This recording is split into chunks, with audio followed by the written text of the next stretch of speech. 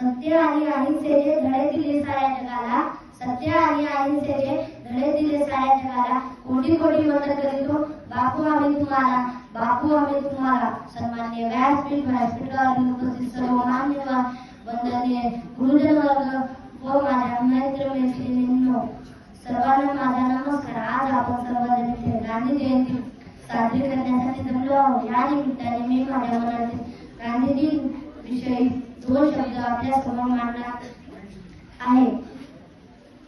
साधी होती राहणी पण उच्च विचारसरणी, साधी होती राहणी पण उच्च विचारसरणी. भारताचे स्वातंत्र्य एकच ध्यास होता म्हणे, भारताचे स्वातंत्र्य एकच ध्यास होता म्हणे, भारताचे स्वातंत्र्य एकच ध्यास मनात घेऊन भारताला इंग्रजांच्या गुलामीतून मुक्त करण्यासाठी अहिंसेच्या मार्गाने लढा देणारे थोर व्यक्तिमत्व म्हणजे मोहनदास करमचंद गांधी. आपण त्यांना प्रेमाने बापू असे म्हणतो व लाडाने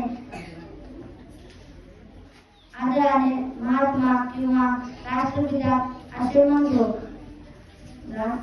गांधीजी यांचा जन्म 2 ऑक्टोबर 1869 रोजी गुजरात मध्ये पोरबंदर इथे झाला. गांधीजींनी भारतीय स्वातंत्र्य लढ्यात महत्वाची भूमिका बजावली.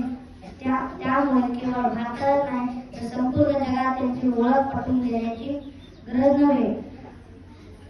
महात्मा गांधी सत्य व अहिंसेचे पुजारी होते. यामुळे त्यांचा वाढदिवस हा आंतरराष्ट्रीय अहिंसा दिन म्हणून साजरा केला जातो. गांधीजींनी आपले सुरुवातीचे शिक्षण भारतातच पूर्ण केले. नंतर इंग्लंडमध्ये कायद्याचे शिक्षण घेण्यासाठी इंग्लंडला गेले.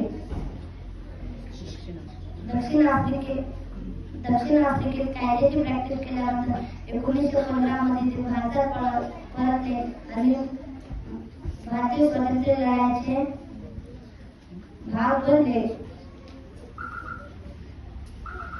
थँक्यू. जय हिंद, जय भारत.